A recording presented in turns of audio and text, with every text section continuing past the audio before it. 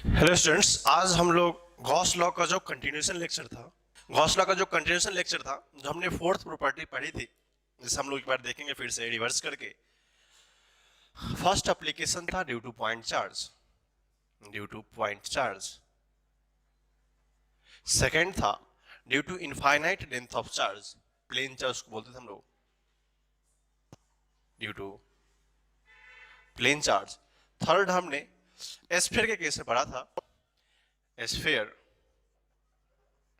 इसमें दोनों था, हॉलो भी था और सॉलिड भी था, सॉलिड एस्फीयर भी था और हॉलो भी था, जो कि हमने बेसिक एप्लीकेशन फोर्थ में पढ़ा था। नॉन कंडक्टिंग एस्फीयर, ये हमने 4 केस पढ़ा था, जो कि हमारा प्रिंसिपल कंसेप्ट था electric field E dot D S is equal to Q enclose by epsilon naught. अब देखो, ये कहानी तो हमें आती थी, ये हमने पढ़ा इस केस में के क्यू बाय आर स्क्वायर, पता है सबको इलेक्ट्रिक फील्ड प्लेन में हमने टू के लेमडा बाय आर याद होगा। सॉलिड में डिफरेंट केस में हमने क्वेश्चन करी थी। आज हम लोग क्या करेंगे, ये गॉस लॉ का लास्ट प्रॉपर्टी है, electric field due to sheet. ये कैसे होगा उसको देखते हैं। अब देखो, अगर हम लोग सीट की बात करें तो सीट में इन जनरली सीट का एरिया क्या होता है, इनफाइनाइट होता है। थोड़ा हम लोग अच्छे से देखेंगे, एरिया ऑफ सीट इनफाइनाइट होता है। इसको ड्रॉ करने का दो वे है।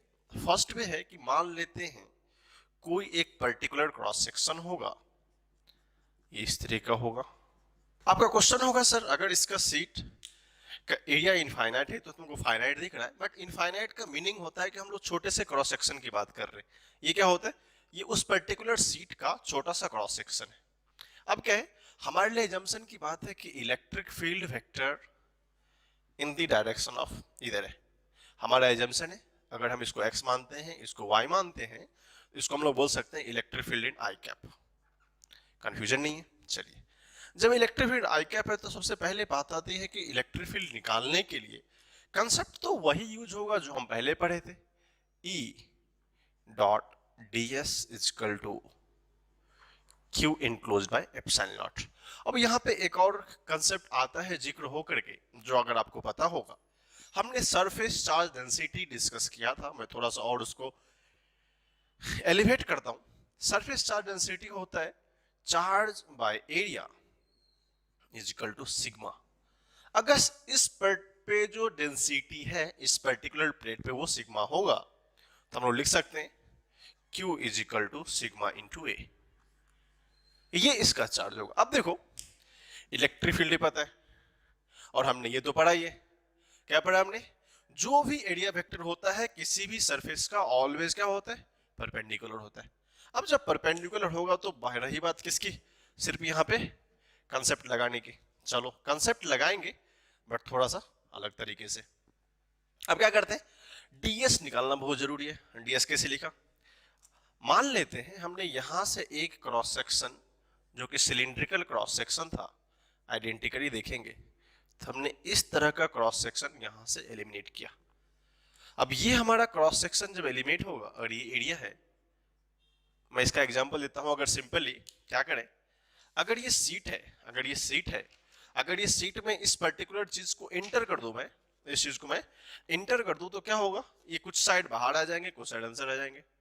तो इस सरफेस पे भी चार्ज है, इस सरफेस पे भी चार्ज है, तो जो भी एरिया जाएगा उसको मान लेते हैं हम लोग ए होगा एरिया। आइडेंटिकल की बात है, इसका भी एरिया ए होगा, इसका भी एरिया ए होगा।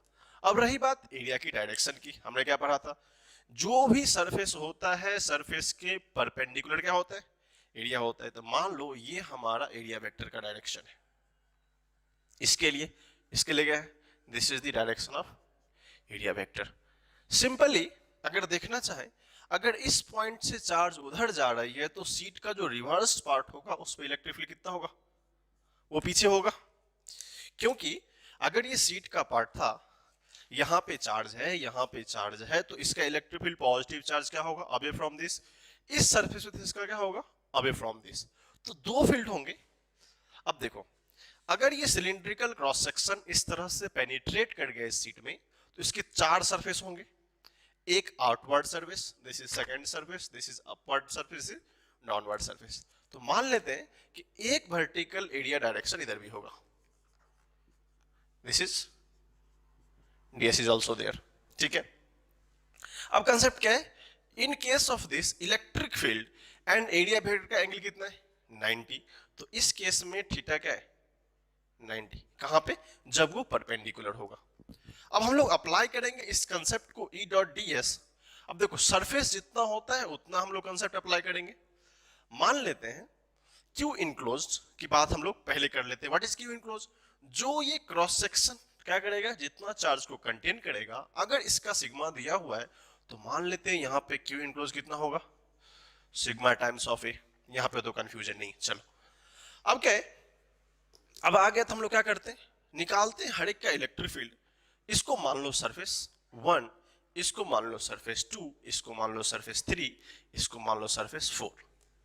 तो electric field due to first surface E dot ds due to first plus E dot ds due to second, सब देखेंगे आसानी है सब। E dot ds due to third plus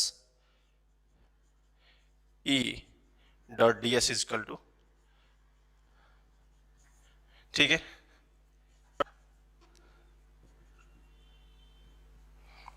ये आ गया फर्स्ट सेकेंड थर्ड फोर्थ। अब ये फोर्थ सरफेस है तो सबसे पहले हमको सबका फील्ड लिखना पड़ेगा। अब देखो फर्स्ट केस में थीटा कितना है, इलेक्ट्रिक फील्ड भी इधर है, एरिया वेक्टर थीटा कितना है 0 डिग्री, थीटा कितना है 0 डिग्री। सेकेंड में इलेक्ट्रिक फील्ड इधर, एरिया वेक्टर इधर, थीटा कितना है 0 डिग्री। थर्ड में कितना है, इलेक्ट्रिक फील्ड इधर, एरिया वेक्टर इधर, दैट इज 90 डिग्री। यहां भी क्या होगा, सेम 90 डिग्री। अब पता है E dot ds cos theta 0 0, बहुत आसान हो गया। अगर फर्स्ट सरफेस की बात करें, इधर देखेंगे E dot ds cos theta cos 0 1, तो लिख सकते हैं E, उसका एरिया A मान लेते हैं, EA plus EA is equal to Q enclose by epsilon naught. लिख सकते हैं 2 EA is equal to Q enclose by epsilon naught. तो यहां से क्या करना पड़ेगा, what is Q enclose, sigma into A, 2E A is equal to sigma into A by, इस A से इस A को कैंसिल आउट कर देंगे, that simplifies electric field is equal to 2 times of this. ये रिजल्ट्स बहुत important है, बहुत बार एग्जाम में आते हैं क्वेश्चन, लोग को फंसा लेते हैं। यहाँ पे सिग्मा बाय एप्सिलॉन नॉट आया था लास्ट केस में, यहाँ क्या सिग्मा बाय 2 एप्सिलॉन नॉट। नहीं तो इसको और अच्छा से लिखना होगा, तो इसको हम लिख सकते हैं Q बाय A epsilon naught 2। This result is also valid, जो कि हमको पहले भी आ सकता था। तो this is the last application of Gauss law. हमको इसमें कुछ कंफ्यूजन नहीं हुआ, छोटा सा बेसिक कंसेप्ट था, यहाँ पे हमने क्या किया, इसको अप्लाई कर दिया। अब सीट इनफाइनाइट है तो हमने छोटे चीज का निकाला, अब इनफाइनाइट सीट का नहीं तो जो भी हो, अपने को कंजम्पशन से क्या लेना देना है, जस्ट रिजल्ट अप्लाई करना है। तो आपके एग्जाम में इवेंचुअली बोर्ड एग्जाम में भी क्वेश्चन आ जाए कभी कभी, इसको प्रूफ करके बताओ कितना होता है। ये होता है, ये डायरेक्टली आपको 5 मार्क्स क्वेश्चन या 4 मार्क्स में आगे बोर्ड में, तो वहां डेरिवेशन पूछ लेंगे। नहीं तो छोटे मोटे एग्जाम्स हो गए आपके लिए, स्टेट लेवल का एग्जाम हो या फिर जेईई मेंस में भी इंक्लूडिंग, ये क्वेश्चन कभी कभी पूछ लेते हैं। तो आपको ये कंसेप्ट अच्छे से आना चाहिए कि कैसे ये इसका एप्लीकेशन होता है। ये हमारा लास्ट एप्लीकेशन था गॉस लॉ का। हम लोग कुछ इंपॉर्टेंट डेरिवेशन देखेंगे, जो कि वो कॉन्सेप्ट है बट वो है क्या एक्चुअली क्वेश्चन के फॉर्म में। हम लोग क्या करेंगे, कुछ इंपॉर्टेंट कंसेप्ट को एज ए क्वेश्चन डिस्कस करेंगे, उसका रिजल्ट बहुत इंपॉर्टेंट होता है, ठीक है। क्वेश्चन की बात करें, ये क्वेश्चन अगर हम बात करें तो ये आईआईटी का फेवरेट क्वेश्चन है, this is favourite of IIT. इस पे बहुत सारे क्वेश्चन उसने पूछा है, ये फेवरेट पार्ट है आईआईटी का। मैं डिस्कस करूंगा सो क्या होता है, सारा हम लोग प्रूफ करेंगे। रिजल्ट तो रिक्वायर्ड है बट प्रूफ से देखेंगे।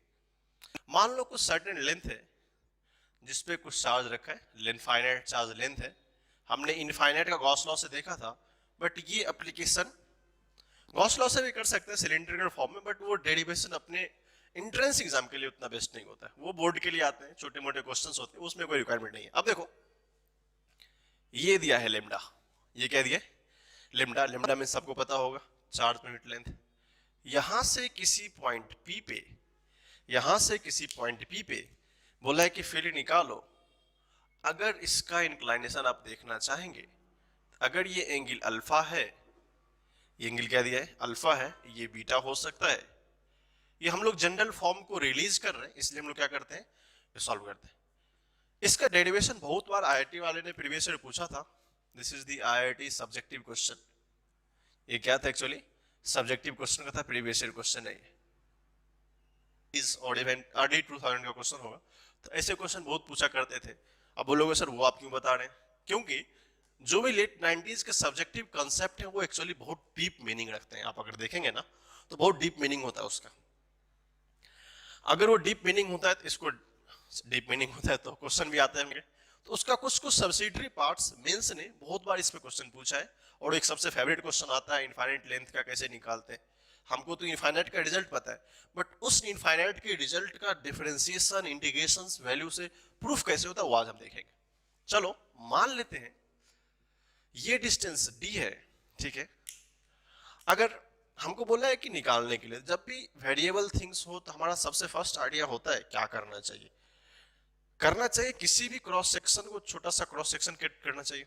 मानते हम लोग क्या करते हैं इस पॉइंट में थीटा पे जाके, अगर ये थीटा होगा, अगर ये थीटा होगा तो हमने क्या किया एक डी थीटा क्रॉस सेक्शन ले लिया। देखेंगे इसको, सबको याद होगा ये क्या होगा हमारा डी थीटा। थीटा पे जाके डी थीटा क्रॉस सेक्शन ले लिया तो ये क्या होगा हमारा छोटा सा पार्ट। देखना ये यहां से यहां पार्ट, इसको हम O मान लें, इसको मैं Y मानता हूं, तो इस पर्टिकुलर का लेंथ मान लेंगे dy, चलेगा। ये क्या हमारा होगा dy। ये तो डी थीटा है, हम लोग डी थीटा को डील करेंगे लास्ट में, अभी के लिए रखते हैं, ठीक है। यहां से हमने क्या किया थीटा एंगल पे एक छोटा सा क्रॉस सेक्शन लिया, जिस क्रॉस सेक्शन का लेंथ कितना है dy है। अगर लेंथ dy है तो सबको पता है कि dy चीज क्या करेगा dq चार्ज कंटेन करेगा। dy क्या करेगा dq चार्ज कंटेन करेगा। तो सबसे पहले अगर ये हमारा x एक्सिस हो और ये हमारा y एक्सिस हो, जो कि हमारा एजम्पशन है, ये x है ये y है, तो हमको क्या पता है इसके कारण एक छोटा सा इलेक्ट्रिक फील्ड इधर होगा, होगा ना। Due to this dq charge थोड़ा सा इलेक्ट्रिक फील्ड होगा, जो कि एंगल कितना होगा थीटा। अगर इसका कंपोनेंट ब्रेक करें, मैं एक बार ब्रेक करके फिर सॉल्यूशन पार्ट पे आता हूं, क्योंकि यहाँ पे FVD क्लियरिटी होना चाहिए। तो आपको पता है अगर ये DE है तो सबको बोल देंगे सर ये DE cos थीटा होगा, नो प्रॉब्लम। ये क्या होगा DE sin theta. This is our basic assumption. यहां तक तो किसी को डायग्राम में प्रॉब्लम नहीं होगा, बट अभी प्रॉब्लम आने वाला है।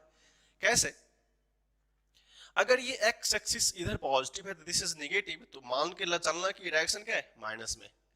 एक कंसेप्ट हमने और पढ़ा था, थोड़ा सा डिस्कस करेंगे उसको, देखेंगे यहां पे हमने पढ़ा था charge by length is equal to क्या होता है D Q by D Y. Because length क्या था पहले हमने कुछ लेंथ मान लिया D Q by D Y, तो क्या लिख सकते हैं हम लोग यहां से एक काम करेंगे charge by length is equal to, अगर वो कैपिटल चार्ज होता, अगर वो कंप्लीट चार्ज होता तो उसको कंप्लीट लेंथ से डिवाइड करते। ये क्या है छोटा सा चार्ज है, लेंथ कितना है छोटा सा लेंथ है डी वाई, इसको क्या लिख सकते हैं D Q is equal to Q by L D Y.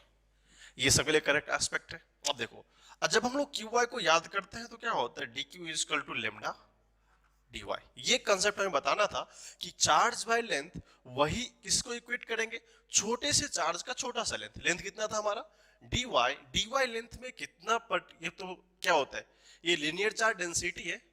Linear charge density का मतलब होता है lambda in both the case are equal, because charge per unit length हर एक यूनिट लेंथ के लिए वो चार्ज क्या होगा इक्वल होगा। तो lambda in case of complete charge and lambda in case of small charge both are equal. That's why dq is equal to q by capital L। हमने कुछ चार्ज मान लिया है, सॉरी लेंथ मान लिया है, उसमें प्रॉब्लम नहीं है। तो D Q is equal to Q by L into D Y होगा। तो D Q is equal to Q by L अगर लेमडा के बराबर होगा, जो कि हमारा बेसिक कंसेप्ट कहता है, तो लेमडा इंटू डी वाई होगा। तो हमारा जो प्रॉब्लम था कि ये डी क्यू होगा क्यों, वो भी आ गया। जब डी क्यू पता हो गया तो हमको सबसे पहले एज ए फॉर्म क्या कहता है, डीई रूल्स क्या है, के क्यू, क्यू कितना है D Q by R square. अब बोलेगा सर आर का मीनिंग क्या होता है, आर का मीनिंग होता है यहां से यहां तक का डिस्टेंस। आप देखो सबको पता है Pythagoras theorem, this square plus this square equal to r square. तो by applying the Pythagoras theorem हम लोग लिख सकते हैं r square equal to d square plus Y square. अब किसी को तो कंफ्यूजन नहीं है, चलो जब कंफ्यूजन नहीं है तो लिख के देखते हैं हम लोग। क्या लिख सकते हैं, के डी क्यू क्या है, lambda D Y divided by D square plus Y square. ये हमारा यहां तक का कंसेप्ट क्लियर है। बट अब क्या होता है, मेन पार्ट ऑफ कैलकुलेशन अब शुरू होता है। ये तो डी आ गया, अब दो वेक्टर फॉर्म में जाते हैं। एक होता है, इसको अगर हम लोग मान लें इस टर्म को ई एक्स, इसे बहुत इंडिविजुअल टर्म्स पूछते हैं, electric field in X E Y, तो हमको दोनों का अलग अलग डेरिवेशन चाहिए। ठीक है, तो हम लोग क्या करते हैं, अलग अलग सॉल्व करते हैं। ये हमारा कॉमन पार्ट था। ठीक है, इतना तक हमको सब कुछ कॉमन था। हम लोग अब क्या करते हैं, ई एक्स को फर्स्ट सॉल्व करते हैं, फिर ई वाई को सॉल्व करेंगे, फिर अगर हमको निकालना होगा तो रिजल्टेंट क्या होता है, ई एक्स का स्क्वायर प्लस ई वाई का स्क्वायर। उसमें कुछ बिग डील नहीं है, बट रिजल्टेंट इंपॉर्टेंट होता है एक्स का। अब देखो फर्स्ट हमारा केस होगा, केस फर्स्ट होगा what is E x. Calculation करना है कि ई एक्स क्या होगा। अगर हम लोग बात करें ई एक्स की, तो ई एक्स क्या होगा, छोटा सा D E X is equal to what is this, D E cos theta. आपको दिख रहा है यहां पे डीई कॉस थीटा।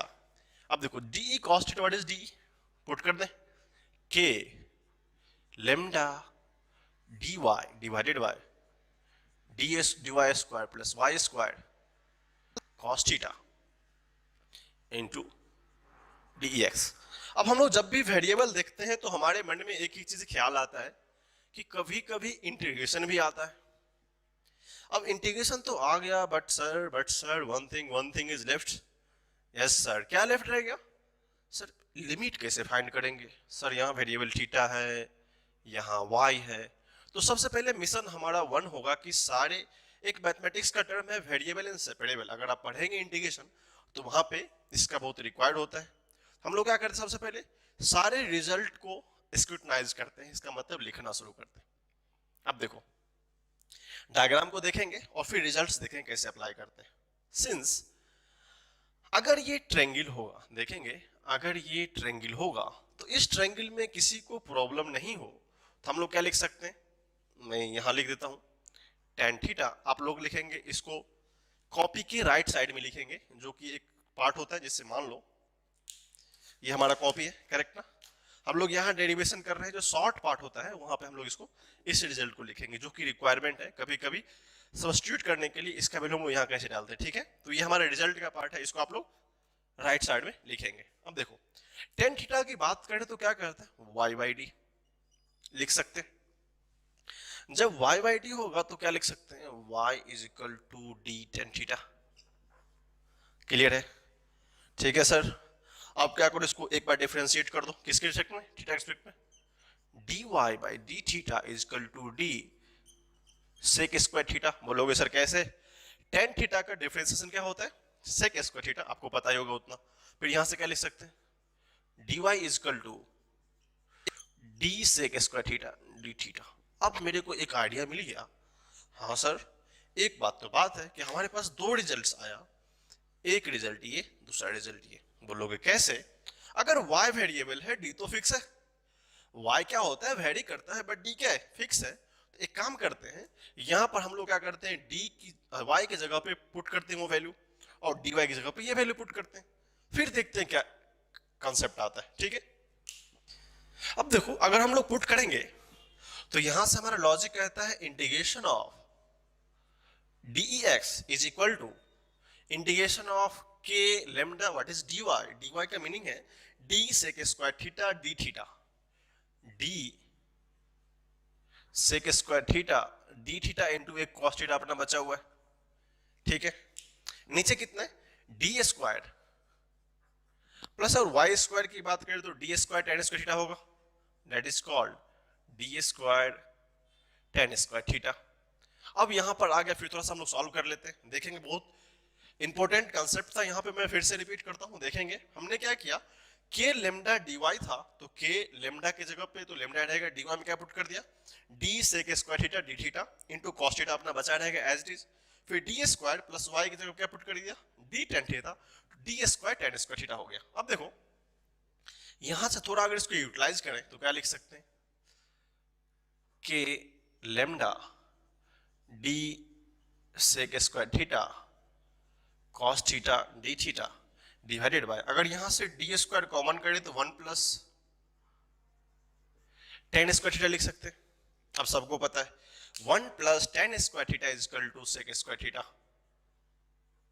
इसका मतलब ये पार्ट कैंसिल आउट हो जाएगा और ये एक डी से एक डी कैंसिल आउट हो जाएगा, तो देखेंगे क्या रिजल्ट बचता है के लेमडा बाय डी जो कि कांस्टेंट है, सबको बाहर कर दूं मैं, that is cos theta D theta. Very important aspect था, आप देखेंगे कैसे कैसे हुआ है, बहुत इंपॉर्टेंट है। अब है लिमिट की बात। लिमिट का मीनिंग है कि ये कहां से कहां तक आएगा, अगर आप देखना चाहो तो एंगल का रोटेशन दो वे में होता है, एक होता है क्लॉकवाइज, एक होता है एंटी क्लॉकवाइज, ठीक है। अगर हम लोग देखें तो अगर हमने इसको एक्सिस लिया है, अगर इस पॉइंट को एक्सिस लिया है, एक्सिस के नीचे जो भी होगा, एक्सिस के नीचे जो भी एंगल होगा वो क्या होगा, this is the negative angle, तो लिमिट होगा minus of beta to alpha.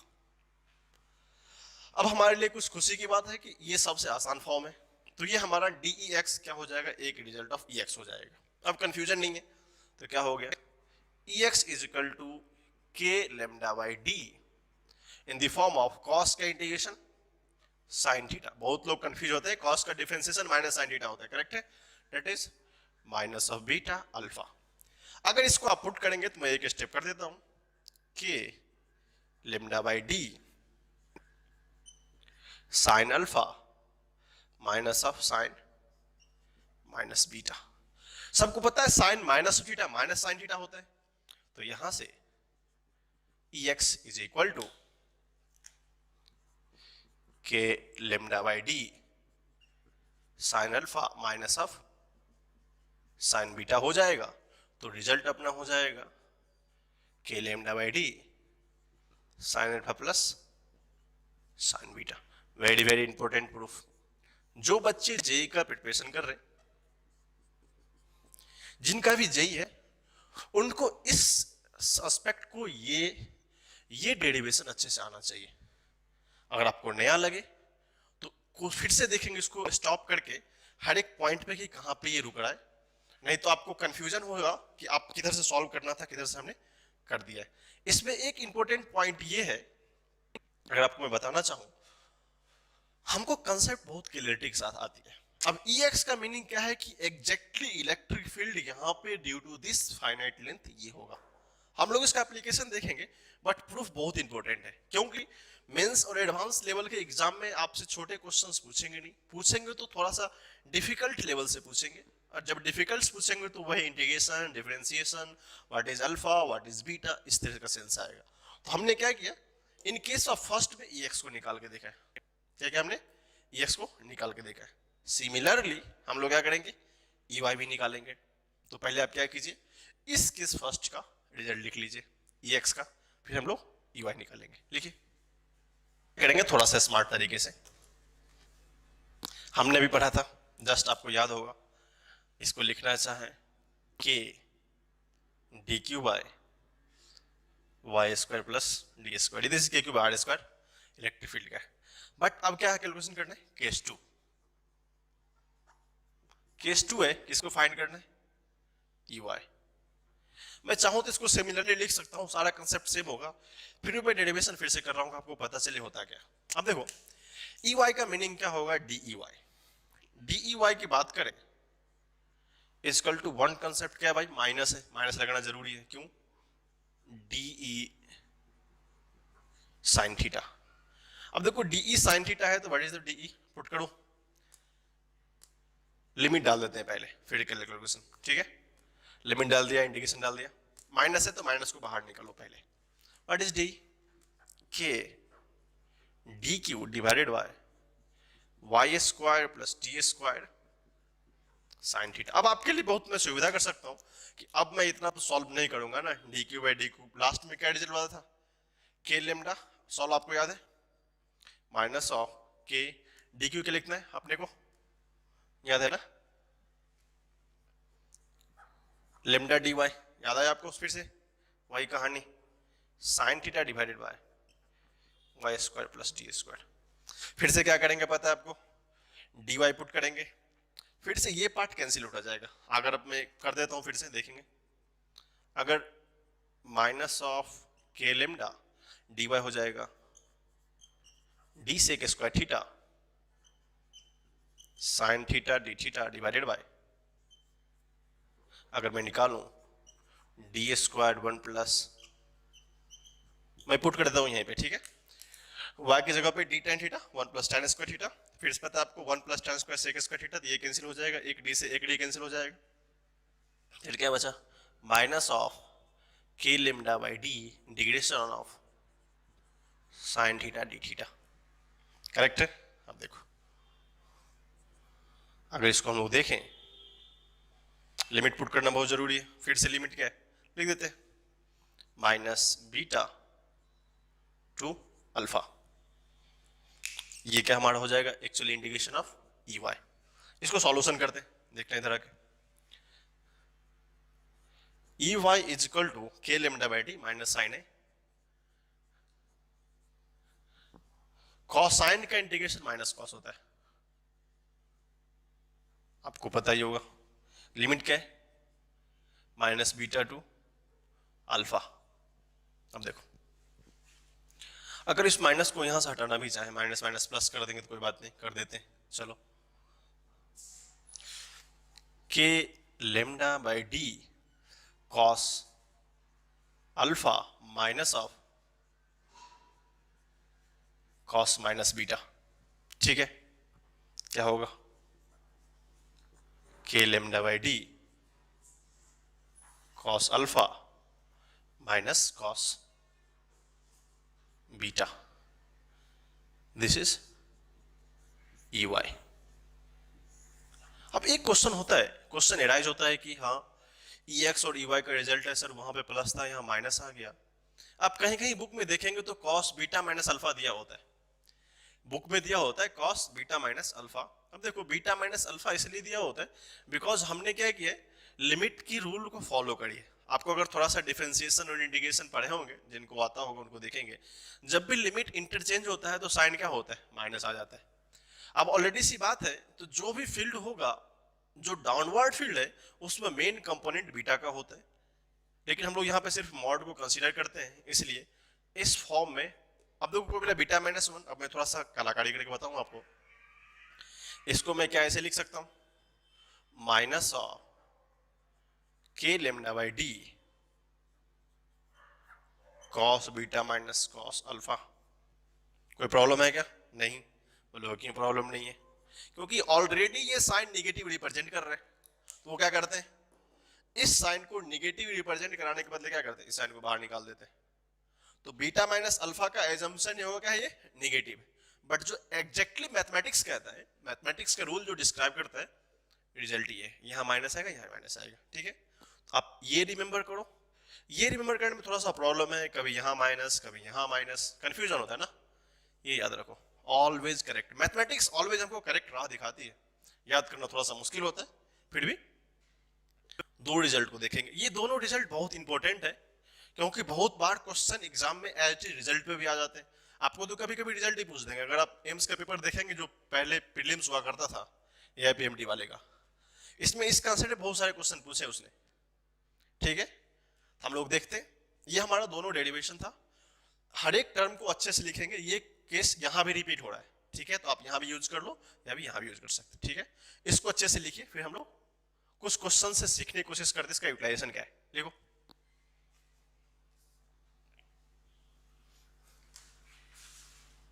सबसे पहले कुछ स्पेशल केस लिख लेते हैं। सबसे पहले मैं रिजल्ट लिख लेता हूं,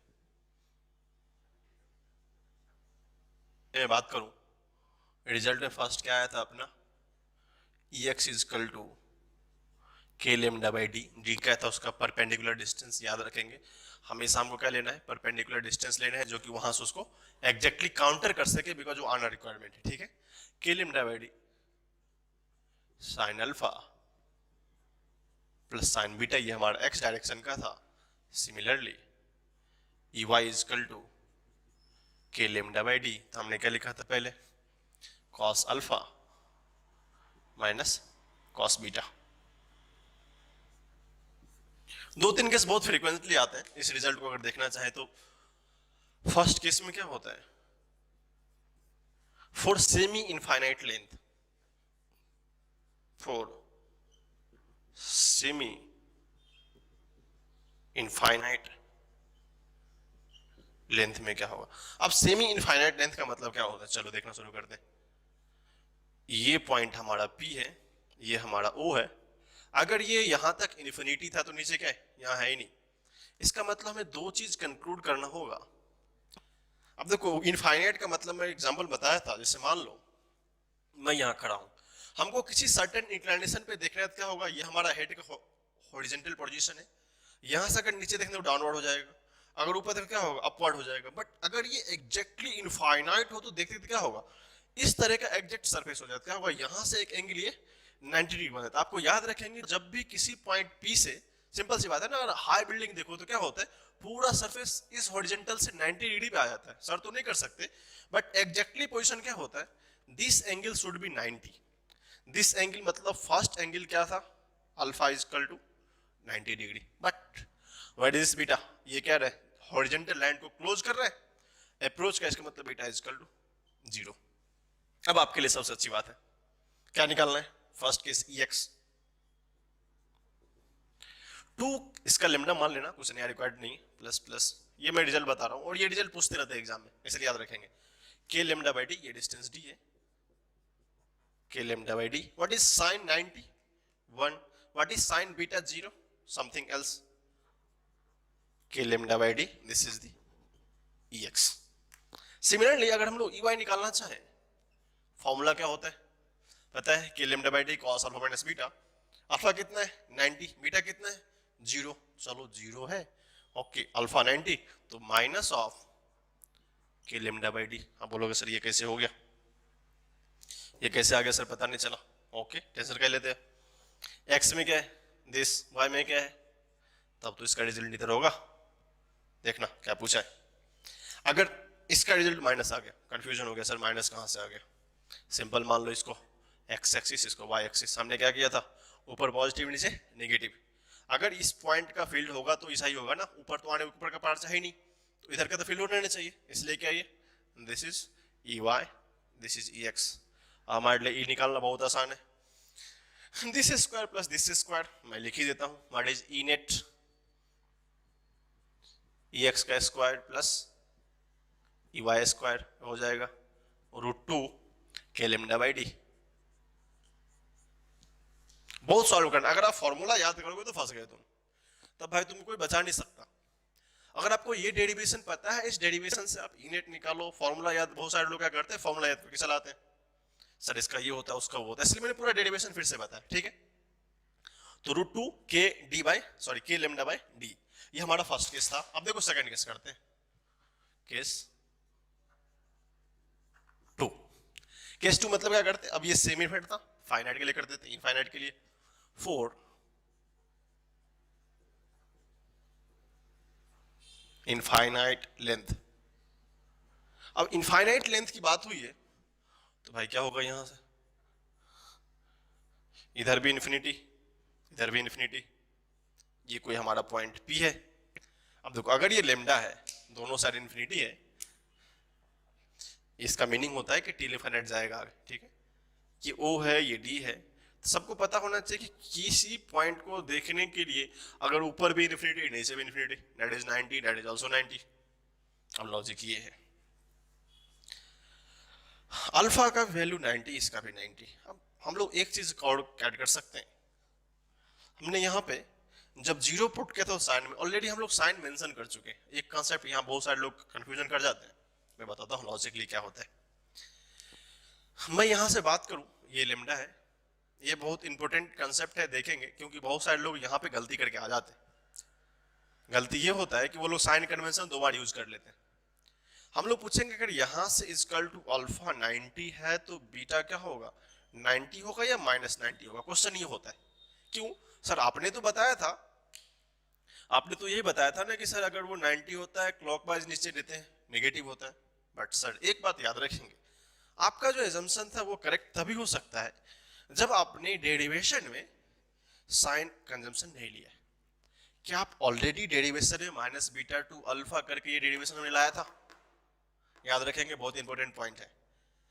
only we can take considers only magnitude, हमेशा याद रखेंगे।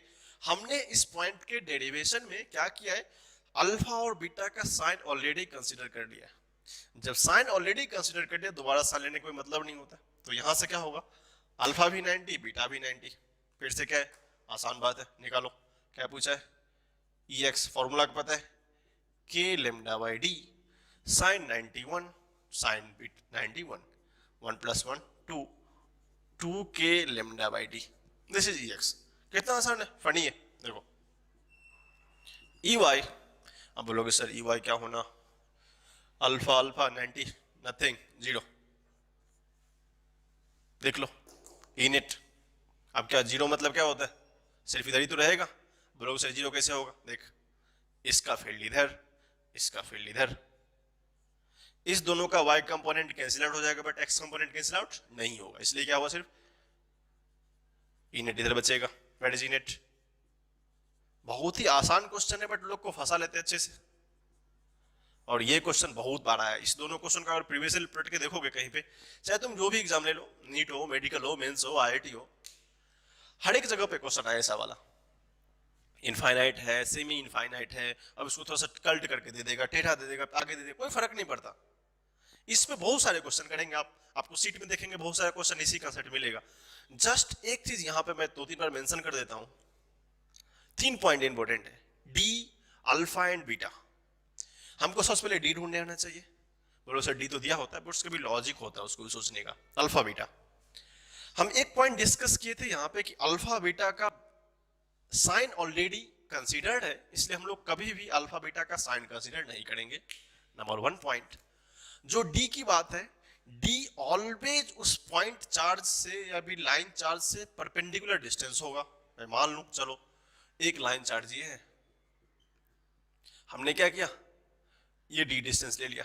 क्या ये परपेंडिकुलर है क्या? नहीं, परपेंडिकुलर ये पार्ट होगा इसका। अगर ये एंगल थीटा होगा समथिंग, तो ये डिस्टेंस लेंगे। ऐसे क्वेश्चन भी आए हुए एग्जाम में, हम लोग देखेंगे लास्ट में जब क्वेश्चन सेशन होगा। तो ऑलवेज क्या होगा, अगर किसी भी लाइन चार्ज के इंक्लाइंड पे कुछ भी डी दिया हुआ है, वो डी कंसीडर नहीं करेंगे। जब डी कंसीडर क्या करेंगे, D always be the perpendicular distance. तो क्या होगा, डी परपेंडिकुलर डिस्टेंस कहां से, उस लाइन चार्ज से। तो हमको 2 चीज सीखने को मिला यहाँ पे। फर्स्ट, ऑलरेडी इस डेरिवेशन में जो हमने निकाला है, अल्फा और बीटा का साइन ऑलरेडी मेंशन है, तो हमको दोबारा कैलकुलेशन में साइन मेंशन करना रिक्वायरमेंट नहीं है। दूसरा कंसेप्ट ये है, डी जो होगा वो ऑलवेज क्या होगा, परपेंडिकुलर टू दी सरफेस होगा। जो भी सरफेस चार्ज हो, जो भी वहां पे लाइन चार्ज के परपेंडिकुलर डिस्टेंस होगा, ना कि कोई और डिस्टेंस होगा। गलती से भी आप कोई और डिस्टेंस नहीं लेंगे। अगर कुछ कंपोनेंट दिए होंगे तो उसको ब्रेक करके उसका परपेंडिकुलर पार्ट लेंगे। ठीक है, ये हमारा डेरिवेशन था लाइन चार्ज का, जो कि बहुत इंपॉर्टेंट है क्वेश्चन पॉइंट ऑफ व्यू से। ठीक है, फिर हम लोग कुछ डिफरेंट टाइप ऑफ क्वेश्चन भी कर लेते हैं, क्योंकि गॉस लॉ के एस्पेक्ट में कुछ मिक्सिंग्स ऑफ क्वेश्चन आते हैं। सीट का क्वेश्चन हमें करेंगे, देखेंगे मिक्स ऑफ सीट क्या होता है, जिसका importance in concept of further in future हमको रिक्वायर्ड पड़ता है कंडक्टर में, जिसको हम लोग बोलते हैं कैपेसिटर। तो क्या करेंगे, इस दोनों केस 1 केस 2, इस पे आप जितना भी क्वेश्चन आपको जहां भी सीट मिले लगा जाओ, बनाओ उसको। लाइन चार्ज पे हो, गॉस लॉ का एप्लीकेशन पे हो, अब बेसिकली बुक फॉलो करेंगे। जहां भी इस तरह के क्वेश्चन दिखे, फंडामेंटल्स याद रखें, क्योंकि हमने दोनों को डेरिवेशन बताया है, कैसे ये आता है, कैसे ये आता है, कैसे इसका एप्लीकेशन करते हैं, कैसे एंगल कन्वर्ट करते हैं, कैसे उसका डी डिस्टेंस लेते हैं, मैंने सब मेंशन कर दिया है। और साइन बहुत इंपॉर्टेंट है, अदरवाइज आपने कुछ भी रॉन्ग किया तो ऑप्शन में मिल जाते हैं जनरली। ठीक है, चलो भाई लिखो इसको। थोड़ा सा जो लास्ट एप्लीकेशन था हमारा गॉस लॉ का 5th नंबर का, उसी से रिलेटेड है। हम लोग कुछ नया नहीं करेंगे, जस्ट सिंपल सा चीज देखेंगे। अब देखो हमने क्या पढ़ा था, जो लास्ट पॉइंट था क्रॉस सेक्शन वाले में, एक्चुअली सीट है ये। अगर आप देखेंगे इसको तो सही से तो सीट आएगा। मैं इसका डायग्राम थोड़ा सा आपको ड्रॉ करके दिखाता हूँ एक्चुअली दिखता कैसा है ये। अगर आप जनरल सीट की बात करेंगे तो ये कुछ चार्ज इस पे रखा हुआ है, जिसका density that is surface charge density sigma दिया हुआ है। अगर आप कुछ लेक्चर बाद जब इलेक्ट्रोस्टैटिक खत्म होगा तो आप देखेंगे जब कैपेसिटर इंड होता है तो आपको कुछ इसी तरह का प्लेट दिखेगा, जिसको हम लोग क्या बोलते हैं, कंडक्टर बोलते हैं। अब देखो ये कैपेसिटर बोलते हैं। दो पॉइंट है, एक पॉइंट हमारा एक्स है, दूसरा पॉइंट वाई है। हमने क्या बोला था, जनरली क्या होता है, जिस भी पॉइंट पे फील्ड निकालते हैं, हमने भी सीट का क्वेश्चन देखा, इस पॉइंट से क्या करो, एक क्रॉस सेक्शन लो, इसका भी एक क्रॉस सेक्शन लो, आया था। लेकिन ये सीट का पार्ट है जिसका one surface is be converted with, अगर वन सरफेस की बात करें, कन्वर्टेड है पॉजिटिव चार्ज से। जैसे मान लो ये सीट है, हमने सीट का दो पार्ट रखा है, ये पार्ट है पॉजिटिव चार्ज, ये पार्ट है negative, as it is sheet है ये। अब पूछा है कि सीट के इस पार्ट पे, जो कि अब थोड़ा सा थिकनेस तो है नहीं, थिकनेस होना, उसके बीच में कितना फील्ड होगा और आउटसाइड कितना होगा। ठीक है, अब यही क्वेश्चन है हमारा। देखिए सबसे पहले बात आती है एक्स पॉइंट पे, तो मान लेते हैं हमारा ये पॉइंट पी होगा, जो कि हमने इस क्वेश्चन में किया था। आपको पता होगा इसका सीट में यहाँ पे एक फील्ड निकाल लिया, इधर का उधर का, वो पता होगा आपको, जस्ट लास्ट एप्लीकेशन देख। तो इस पॉइंट पे होगा, तो हमने जस्ट अभी सीट का एक्सपेरिमेंटल पॉइंट्स निकाला है EX1। देखेंगे रिजल्ट सेम था, सिग्मा बाय 2 एप्सिलॉन नॉट। मैं थोड़ा सिग्मा से एक्सप्लेन कर दूं। सिग्मा क्या होता है, चार्ज बाय एरिया, तो चार्ज क्या होगा हमारा, सिग्मा इनटू ए। इसको थोड़ा सा मेंशन रखें कि मैं कुछ नया नहीं है, ठीक है। Sigma by 2 epsilon not. Similarly for this cross section, देखो अगर यही क्रॉस सेक्शन अगर इस पर्टिकुलर चार्ज पे अप्लाई करें, इस पर्टिकुलर चार्ज पे अप्लाई करें, तो इलेक्ट्रिक फील्ड इधर होगा, सबको पता है। नेगेटिव, सॉरी नेगेटिव क्या करता है, अट्रैक्ट करता है, ठीक है। नेगेटिव अट्रैक्ट करता है, ये मतलब इलेक्ट्रिक फील्ड इधर होगा, एरिया वेक्टर इधर ही होगा। इसको दो तरीके से सॉल्व कर सकते हैं। इसको भी जब सॉल्व करेंगे तो क्या होगा, यह x of 2 sigma by 2 epsilon not, negative charge just represent कर रहा है कि इसका ये कैरेक्टर क्या होगा, अट्रैक्टिव होगा। तो पूछा है कि ई पॉइंट पे कितना होगा। अब देखो सोचने के लिए हम लोग फिर सोच सकते हैं, तो सबसे पहले क्या करते हैं, E of x is equal to EX1 plus EX2। What is the EX1, sigma by 2 epsilon naught and sigma by 2 epsilon naught. अगर इसको सॉल्व करते हैं तो क्या आता है, सिग्मा बाय एप्सिलॉन नॉट। इसको लिखने का कोई चारण नहीं, तो लिख दो charge by area into epsilon naught. ये एक्चुअली EX होगा, जहां पे हमको इतना इलेक्ट्रिक फील्ड फील होगा। But in contract of this Y point, अब देखो Y पॉइंट को दो तरीके से डील कर सकते हैं। फर्स्ट है कि अगर Y पॉइंट पे फील्ड निकालना होगा तो due to this negative so this positive charge, इसका इलेक्ट्रिक फील्ड इधर होगा। याद रखेंगे इसमें क्या था, दोनों का अट्रैक्शन था, इसका रिपल्सन इधर जा रहा था। मैं थोड़ा सा एक्सप्लेन करूंगा उस पॉइंट को आगे जाके, उसका क्यों हुआ। ये पॉजिटिव चार्ज है तो पॉजिटिव चार्ज रिपेल करेगा एक दूसरे को, सीट है वो भी क्लोज सीट है, बट ये क्या करेगा, अट्रैक्ट करेगा। हमने ये क्वेश्चन फिर से बताया कि दोनों वेरिएबल सेपरेबल है, माइनस क्यू क्यू है, तो इस पॉइंट पे EY इसका कंपोनेंट क्या होगा, माइनस होगा। दैट्स वाई Y पॉइंट पे कोई फील्ड नहीं होगा, क्योंकि करेक्टेड है कि इस पॉइंट पे नेट चार्ज 0 होगा। अब थोड़ा सा क्वेश्चन में एक्सप्लेन करता हूं, सर एक्स पे ऐसा क्यों नहीं सोचे, सोच लेते हैं।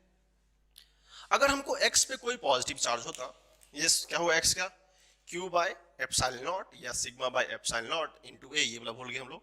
फिर EY क्या होगा 0, तो हमसे क्या पूछा था, एक्स एंड वाई पे, तो हमने एक्स पे निकाल लिया, ठीक है। What is the Y point पे, Y पॉइंट पे सब कुछ 0 होगा। हाउ, देखो हम लोग Y तो बता दिया, यहाँ पे नेट क्या है, ना एक्स है ना वाई, कुछ भी नहीं है, ऑलरेडी 0 होगा। अब देखो इसकी बात करें, क्योंकि Y डायरेक्शन में कुछ एक और हमारे पास आंसर है, Y में कुछ क्या है, मूवमेंट भी नहीं हो रहा है, और y पे भी नहीं होगा। देखना अगर ये पॉजिटिव है क्या करेगा, इसको रिपेल करेगा फर्स्ट नेचर, और ये क्या है, ये ऑलरेडी निगेटिव है, तो ये positive charge will attract each other. देख रहे हो, मतलब ई नेट इन एक्स तो कुछ होगा, E net in case of x तो कुछ होगा, क्योंकि इसका इलेक्ट्रिक फील्ड भी इधर ही है, दोनों का इधर ही है, मतलब यहां पे कैंसिल आउट नहीं होगा, जो कि हमने यहां से इसको प्रूफ करके बताया। But in case of y इसका यूनिट क्या है, जीरो है, इसलिए क्या होगा इसका answer, at point y is zero, at point x is sigma by a epsilon naught. थोड़ा सा सोचने वाला क्वेश्चन था, इसको हम लोग और डील करेंगे in better sense of capacitor, जहां पे थोड़ा सा इसका एप्लीकेशन आएगा, हम लोग वहां पे अच्छे से समझेंगे। यहाँ जस्ट थोड़ा सा एसेंस था कि इलेक्ट्रिक फील्ड कैसे इधर जाता है और ये कैसे जीरो होता है। वैसे मैं बता दूं, ये क्वेश्चन सीबीएसई बोर्ड एग्जाम में होते हैं। आप अगर 12th की बात करें, सीबीएसई एग्जाम में रेगुलरली पूछते रहते हैं ये क्वेश्चन, प्रूफ बताओ यहाँ पे कितना होता है, 4 या 2 मार्क्स के होते हैं, आई डोंट नो, अब तो बदल गया होगा जो भी होगा, बट ऐसे क्वेश्चन आते रहते हैं। इवेंचुअली अगर नीट की बात करो तो ऐसे क्वेश्चन चांस है कि आ जाएगा, गारंटी नहीं कि आएगा, बट चांस है कि आ जाएगा। ठीक है, लिखो इसको, फिर हम लोग कुछ अच्छे क्वेश्चन करते हैं, कंटिन्यू करते हैं अच्छे क्वेश्चन को। अब देखिए ये क्वेश्चन थोड़ा अच्छा क्वेश्चन है, जो कि तो हमें कुछ सिखाएगा, है छोटा क्वेश्चन तो बहुत कुछ सिखा के जाएगा। क्वेश्चन पढ़ेंगे, लिखा है find angle formed by skin with A vertical if Bob is equilibrium. अब क्या है, सिंपल सा क्वेश्चन है, सीट है, मान लो ये सीट है, ठीक है, ये सीट है, हमने क्या किया, यहां पे एक इन रखा है जो स्ट्रिंग है, इसके एज पे एक चार्ज है जिसका मास m है। बताओ कि अगर देखो कैरेक्टर क्या है, यहां भी चार्ज है, यहां भी चार्ज है, इसका टेंडेंसी क्या होगा, ये ड्यू टू रिपल्सन नेचर, यहां पे क्या होगा, एक फोर्स आएगा, हम इसको देखेंगे अच्छे से, ड्यू टू यहां भी पॉजिटिव चार्ज, यहां भी क्या है पॉजिटिव चार्ज है, due to nature of repulsion एक इलेक्ट्रोस्टैटिक फोर्स आएगा। बट कहानी ये नहीं है कि इलेक्ट्रोस्टैटिक फोर्स आएगा, अब यहां पे पहले इस तरह था फिक्स्ड, अब क्या हुआ, रिपल्सन होते होते एक पॉइंट आएगा जहां पे ये रुक जाएगा। इक्विलिब्रियम का मतलब क्या होता है, इस पर्टिकुलर सिस्टम पे एफ नेट जीरो हो। अब देखो एफ नेट जीरो होने का मतलब ये होता है कि उसमें कोई फोर्स नहीं रहेगा, वो रुक जाएगा। तो सबसे पहले बात है कि सर थीटा एंगल तो होगा, ठीक है, इस पॉइंट पे हम क्या बता रहे हैं, थीटा बताओ कि जिस एंगल पे जाके क्या होगा वो रुक जाएगा। हमने मान लिया कि एंगल क्या है, थीटा है, ठीक है। अब आपको समझ में आ गया होगा डायग्राम कि इस तरह से कोई एक स्ट्रिंग से टिंगा था, इस पॉइंट पे कुछ मास है जिसका चार्ज दिया हुआ है, और यहाँ पे एक सीट का चार्ज है, ठीक है। चलो अगर हम लोग यहां से सॉल्व करना शुरू करें, सोचे सबसे पहले फर्स्ट कंसेप्ट ये है, हमने बोला था जब भी प्रॉब्लम अराइज हो, कुछ भी हो, सबसे पहले क्या करने का, इक्विलिब्रियम का मीनिंग है एफबीडी। जब एफबीडी ड्रॉ करेंगे तो अगर इसका मास m होगा तो हमको तो कोई रोक नहीं सकता mg नीचे लगने से। अगर इसको हम लोग वर्टिकली अप करें, अगर ये एंगल थीटा है due to the line across angle, अगर ये थीटा भी थीटा होगा, अगर इसमें अगर टेंशन टी लग रहा होगा बिकॉज स्ट्रिंग है और ये फिक्स्ड पॉइंट है, अगर किसी को कंफ्यूजन नहीं होगा, हमको पता है this is cos theta and this is sine theta. यहां तक कहानी क्लियर है। चलो जब ये क्लियर है तो हमको पता है कि अगर इक्विलिब्रियम में होगा तो एफ नेट ऑलवेज जीरो। मतलब क्या कहना चाहते हैं सर, मतलब यह है कि इसका एफ वर्टिकल मतलब ऊपर नीचे का फोर्स भी क्या होना चाहिए, जीरो, एंड एफ हॉरिजॉन्टल भी जीरो होना चाहिए, लॉस ऑफ इट। चलो अगर हम वर्टिकल जीरो करेंगे तो यहां से बोलोगे सर हमने तो बहुत सारा क्वेश्चन किया है, T cos theta is equal to mg कितना बार किया है, और दूसरा से T sin theta is equal to F electrostatic. Sir confusion है, क्या कंफ्यूजन है, कंफ्यूजन ये है सर mg तो पता है, कॉस थीटा पता है, सर ये एफ का क्या करेंगे, यहां तो लाइन चार्ज है नहीं, सर यहां तो पॉइंट चार्ज है नहीं। Okay very good question, point charge नहीं है, कैसे सॉल्व करेंगे, यस अब आइडिया मिल गया कैसे सॉल्व करेंगे। देखो हमने पढ़ा है कि जब भी लाइन चार्ज होता है, अभी जस्ट कुछ देर पहले पढ़ा है कि अगर ये लाइन चार्ज होगा जिसका लेमडा ये दिया होगा, तो किसी भी परपेंडिकुलर डिस्टेंस पे मान लो d है, उसका इलेक्ट्रिक फील्ड हमने कितना पढ़ा है, E is equal to sigma by 2 epsilon naught. Sigma अगर इसका होगा लाइन चार्ज का, इस पर्टिकुलर सीट की बात हो रही है, मैं थोड़ा सा और अच्छा बना देता हूं, अगर ये सिग्मा होगा तो इस किसी पर्टिकुलर परपेंडिकुलर डिस्टेंस पे इलेक्ट्रिक फील्ड क्या होता है, सिग्मा बाय 2 एप्सिलॉन नॉट। चलो ये तो क्लियर है। अगर उसी की बात करें, ये अगर सीट है सिग्मा, तो क्या इस पर्टिकुलर पॉइंट पे कुछ ना कुछ इलेक्ट्रिक फील्ड होगा? उसका वैल्यू कितना पता है? Sigma by 2 epsilon not. Sir very good, अच्छी बात है सर। तो आप क्या कर सकते हैं, फोर्स। यस सर, रिलेशन पता है, क्या पता है? Force electrostatic is equal to by charge, अगर किसी पॉइंट पे निकालते तो क्या होता है, वो इलेक्ट्रिक फील्ड होता है। जब ये हो सकता है, चलो, तो हमको किसी ने रोका है क्या? F electrostatical charge into electric field, बस कहानी खत्म। तो Q इंटू ई। अब हमारे लिए चार्ज प्रेजेंट है, इलेक्ट्रिक फील्ड ही पता है, तो लिख लू मैं Q, what is the electric field? Sigma by 2 epsilon not. बस आपने तो जंग जीत ली, अब क्या करना था? थीटा पूछा है, इक्विलिब्रियम कंडीशन पता है, sin theta by cos theta, इसको इससे डिवाइड कर दो। क्या लिख सकते हैं हम लोग? tan theta is equal to Q sigma by 2 epsilon naught into mg। क्या पूछा है? Theta is equal to tan inverse sigma Q by 2 epsilon naught mg। है ना अच्छा क्वेश्चन? कंसेप्ट बहुत होता है, कैलकुलेशन बहुत कम होता है। यही तो ब्यूटी है क्वेश्चन का। जब भी क्वेश्चन में देखो कंसेप्ट अच्छा लगना तो हमको कैलकुलेशन कुछ करना ही नहीं पड़ता है। थोड़ा सा को सोचो, थोड़ा सा बनाओ। ये एक अच्छा क्वेश्चन था, जो अगर हमारे पॉइंट ऑफ व्यू देखे तो एक्चुअली सब क्वेश्चन तो अच्छे ही, मैं हर बार बोलता हूँ अच्छा क्वेश्चन है, बट क्वेश्चन जो कंसेप्ट से अपने आप को डील करता है ना, वो हमारे कॉम्पिटिटिव पॉइंट ऑफ व्यू से बहुत इंपॉर्टेंट होता है। जितने भी क्वेश्चन देखो, किसी में हमने लेंथी कैलकुलेशन करने की कोशिश नहीं करी है, छोटे छोटे कैलकुलेशन होते बट बहुत इंपॉर्टेंट होते हैं। इसको अच्छे से लिखो, फिर हम लोग कुछ नया वैरायटी देखते हैं। एक ही टाइप कितना खाएंगे, चलो थोड़ा सा अच्छा है। अब क्वेश्चन आंसर इसलिए, an electron revolving around a wire of linear charge density lambda. इसका मतलब ये लैम्डा दिया हुआ है, कोई कंफ्यूजन नहीं है। अब देखो सिंपल सा स्टोरी अगर आपको मैं बताऊं, क्या होता है अगर हम न्यूक्लियस की बात करें तो एक पॉजिटिव चार्ज होता है, इसके अराउंड इलेक्ट्रॉन तो ट्रेवल करता रहता है, ये आप सबको पता होगा, इलेक्ट्रॉन ट्रेवलिंग करता है। बट किसी लाइन चार्ज के अराउंड ट्रेवलिंग करता है, इसका मैं केस पहले ही बताया था, बट थोड़ा सा हम लोग डिस्कस करेंगे क्या क्या हो सकता है। लॉजिकली ये है कि पूछा है कि ऑर्बिटल स्पीड निकालने को, मतलब ये जो पार्टिकल है वो किसी भी से रिवॉल्व कर रहा है, वो निकालना है अपने को। बट एक लॉजिक हमारे पास और है कि सॉल्व कैसे करेंगे। अब देखो, मैं दो चीज कर सकता हूं।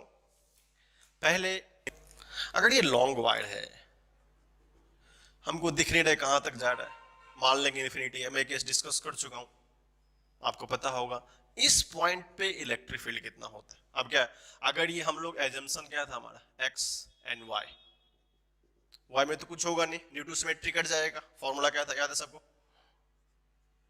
K lambda by D distance, अगर ये डी डिस्टेंस होगा तो मान लेते हैं sign alpha plus sign beta, this is the electric field, और ये नेट यही होगा। के कांस्टेंट है, लेमडा बाई डी मान लेते, कुछ होगा टेंशन नहीं लेना है। अब देखो अल्फा बीटा, उधर 90 उधर 90, alpha is equal to beta is equal to 90। वैसे मैं जस्ट रिजल्ट लिख देता आपको, बट मैं बता रहा हूं कैसा है इलेक्ट्रिक फील्ड। चलो, अगर ये इलेक्ट्रिक फील्ड है, ठीक है, तो होगा 1 + 1, 90 में कितना होगा, 2 के lambda by D, that is case. अब देखो 2 के लेमडा बाई डी ये केस है, इलेक्ट्रिक फील्ड यहां पे आ गया। अगर हमसे कोई पूछे इलेक्ट्रिक फील्ड ये है, अगर इस पॉइंट पे फोर्स निकालना होगा तो क्या करेंगे, force is equal to electric field into q. Q क्या होता है, ई, तो यहां से कितना आ गया, 2 के lambda by d into E is the force, आ गया। अब कंसेप्ट ये कहता है कि जब कोई भी चार्ज किसी भी सर्कुलर, क्या लिखा है, रिवर मतलब सर्कुलर पाथ पे ट्रेवल करती है, तो दो टाइप का फोर्स होता है, एक होता है एफ सेंट्रीफ्यूगल, दूसरा होता है एफ सेंट्रीपिटल।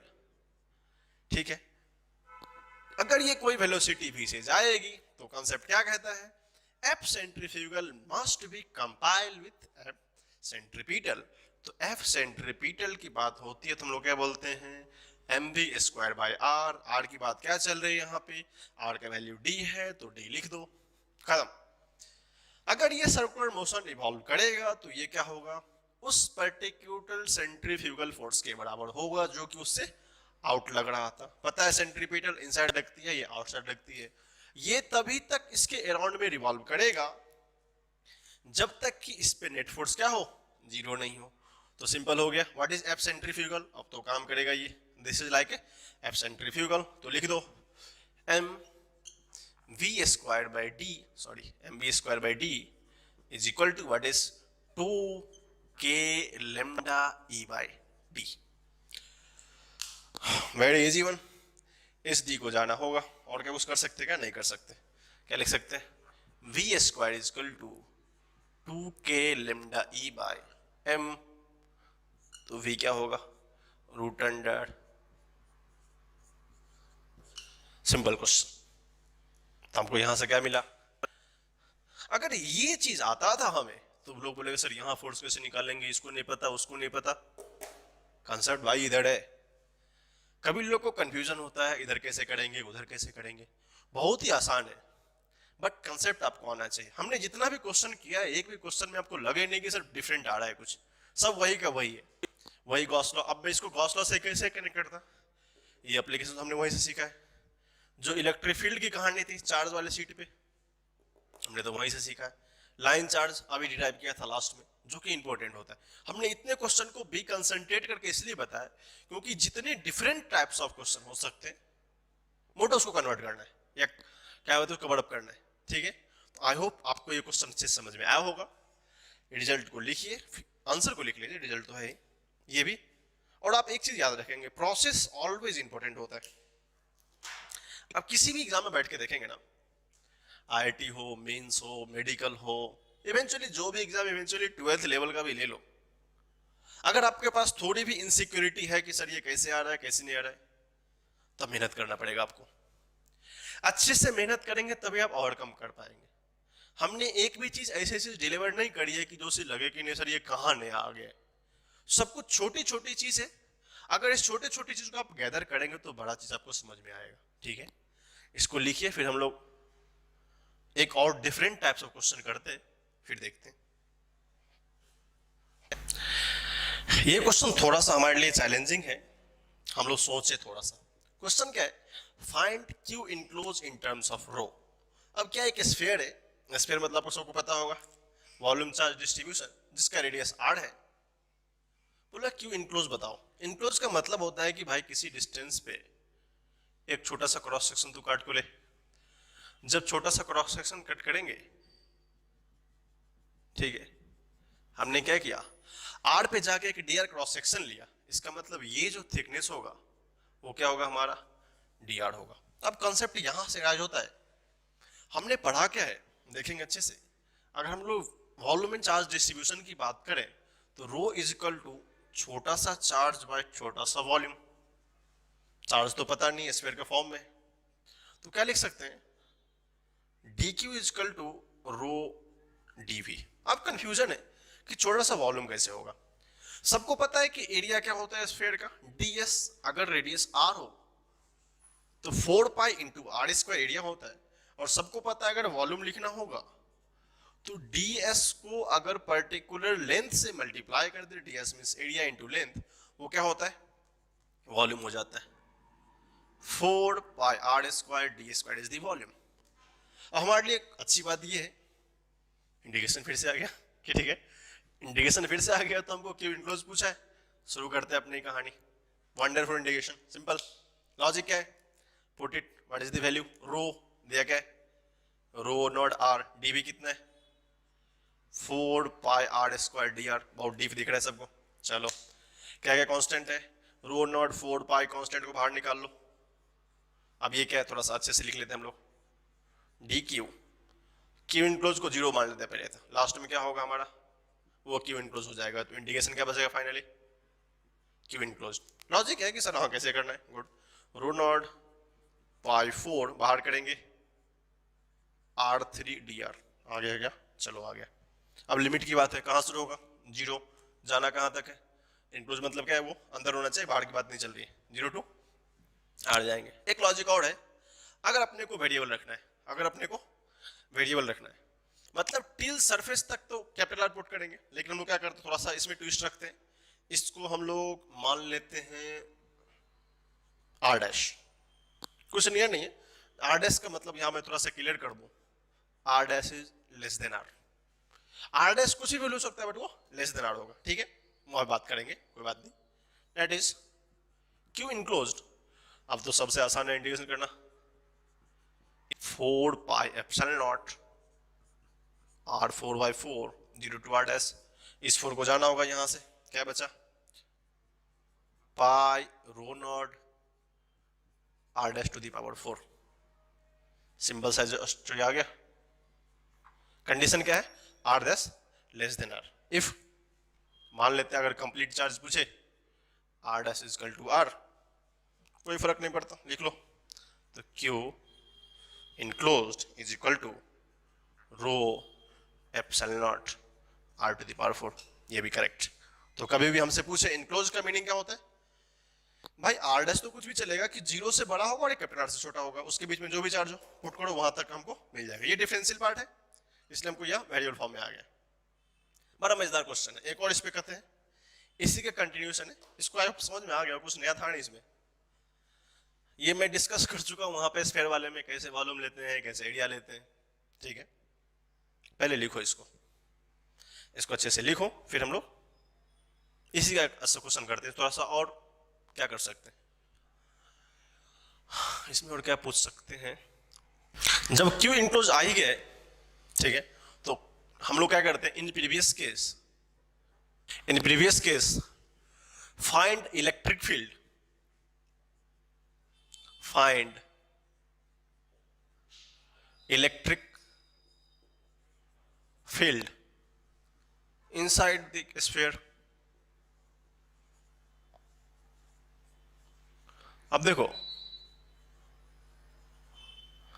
हमारे लिए अब क्वेश्चन बात किया गया, घासला जाते जाते कुछ छोड़ेगा थोड़ी, कुछ सिखा के जाएगा अपने को। अब देखो अगर इलेक्ट्रिक फील्ड इनसाइड बोला है तो सिंपल सी बात है, इनसाइड की मतलब क्रॉस सेक्शन यही ले लेते, क्या इतना सोचना, इसी क्रॉस सेक्शन में काम चलाते हैं, गॉस लॉ अप्लाई करो, क्या बोला था गॉस लॉ, गॉस लॉ कहता है कि close integration of E dot D S is equal to Q enclose by epsilon naught होता है।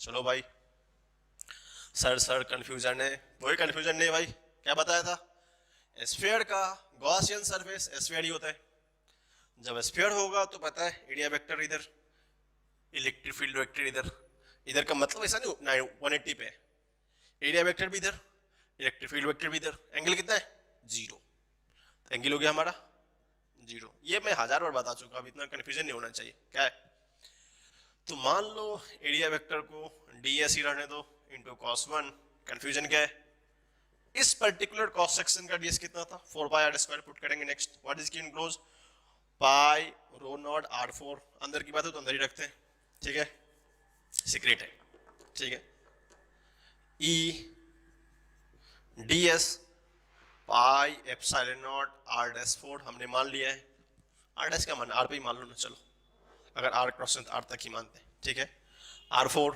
आ गया डिवाइडेड बाय एप्सिलॉन नॉट, चलो सब तुम लोग होशियार हो, क्या करना है सर, ds पता है, पुट कर दूं, क्या है e into 4 pi r square is equal to pi rho naught r to the power 4 divided by epsilon naught, ये इससे मारा जाएगा, 2 बचेगा ऊपर, सिंपल सी कहानी है, ये पाई भी जाएगा, electric field is equal to rho naught r square by 4 pi epsilon naught, that is the answer. बहुत अच्छा क्वेश्चन हो गया एक्चुअली, ये देखो तो हमने क्या किया, ये r स्क्वायर है, ठीक है, ये अच्छा क्वेश्चन हो गया, उसी से आया एप्लीकेशन कर सकते हैं।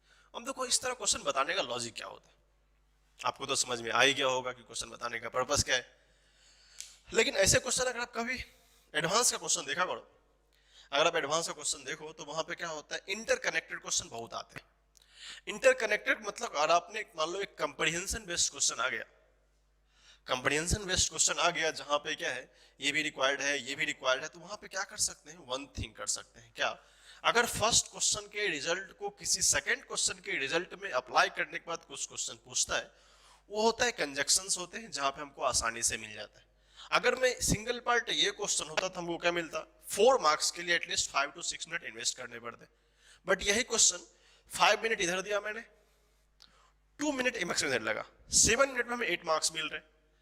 वही हमको इंडिविजुअल क्वेश्चन वही पूछता तो हमको कितना लगता, 7-8 मिनट लग जाता इजीली, मिनिमम 8 मिनट लगते। बट हमें क्या हुआ, थोड़ा सा बेटर अंडरस्टैंडिंग होती है और क्वेश्चन का जो कनेक्शन होता है इसी तरीके के क्वेश्चन से आता है। सो अल्टीमेटली आज हम लोगों ने गॉस लॉ का जो एप्लीकेशन था उसको तो खत्म किया ही, आज हमने क्या किया, कुछ क्वेश्चंस भी करे लाइन चार्ज के अकॉर्डिंग, जो हमारा प्रॉपर्टी था उस पर क्वेश्चन करे। इस पे ऐसा नहीं कि हमने 2-3 क्वेश्चन ही करवाए तो हो गया, बहुत सारे क्वेश्चन हो सकते हैं। आप प्रीवियस ईयर देख लो, आपका सीट है उसको देखो, सीट में बहुत सारे क्वेश्चन है। तो आज हम लोग यहीं पे खत्म करते जो हमारा टॉपिक है। हम लोग नेक्स्ट डे जब आएंगे तो इस टॉपिक को इलेक्ट्रिक पोटेंशियल और एनर्जी से स्टार्ट करेंगे। सो तब तक के लिए बहुत बहुत धन्यवाद।